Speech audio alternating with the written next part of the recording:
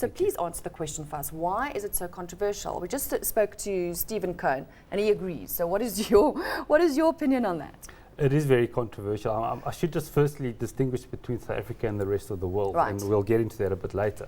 But certainly internationally, software patents is a very controversial topic at the moment, and it sort of goes over philosophical reasons, business reasons, moral issues, and it's become a very emotional debate. And I think there's a few reasons for that. The main one is that software in and by itself is very different, or perceived to be different to a normal invention.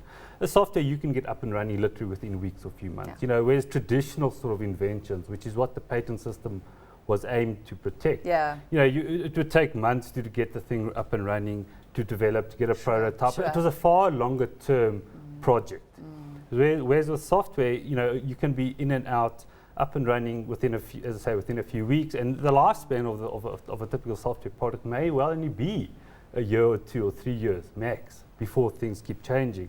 And the thing with the patent system is that it takes time for these patent rights to get granted. So I think the big argument is saying, what's the point in protecting software when in fact, by the time you get a granted patent, your software has evolved to such an extent that it's the patent outdated.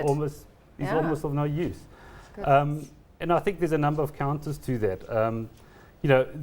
I would tend to agree with that. I mean, but this is advice I give to any of my clients. If you've got a product that you don't think is going to have longevity, it's not going to last for 10, 15 years, then quite frankly, I don't really see the point. But the point is, if you've come up with a piece of software that has a significant a significant improvement or unique feature that's going to be the foundation of future applications down the road, then I think it's well worthwhile to at least seriously consider filing a patent application for that.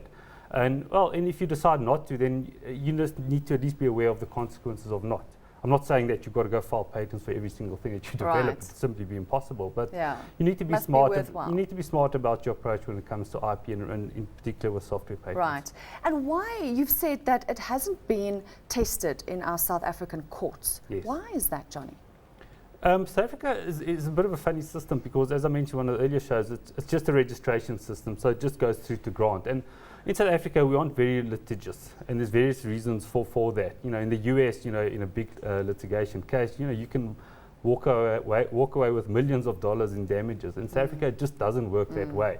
So people invariably settle out of court before even it goes through to court. So, I mean, that's good for clients, obviously, because they don't, incur the costs of going through an expensive law case. But the downside is that the patent law tends to get a bit stagnant in a sense because there's been no development on this particular point.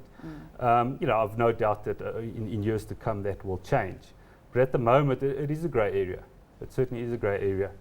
So take us through step by step. If a client arrives at your desk and says, I've got this big idea for software, what do I do? What's the first step? Well, you need to be smart about it. You need to have a look at what it is that he's doing, and you need to ultimately, I suppose, make a judgment call.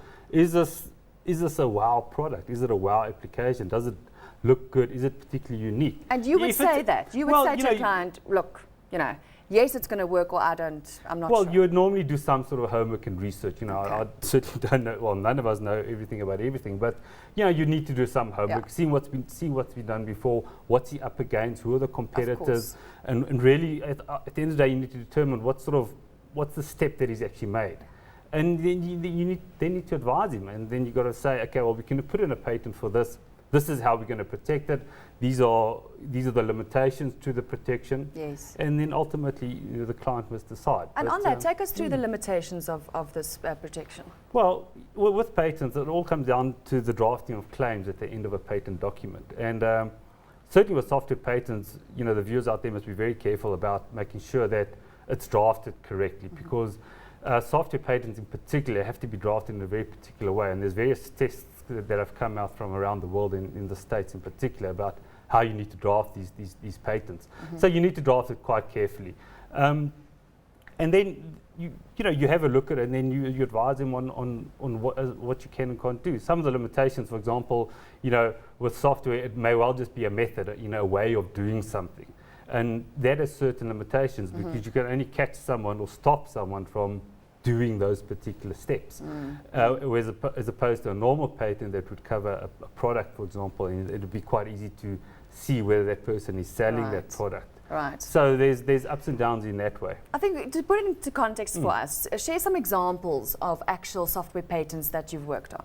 Well, we did one for Forge quite recently, and in that one it was basically a way in which in an affiliate marketing arrangement, the way the cookies are tracked, so that at the end of the day the publisher and the advertiser all got their share in the sort of the workings of that particular affiliate marketing arrangement.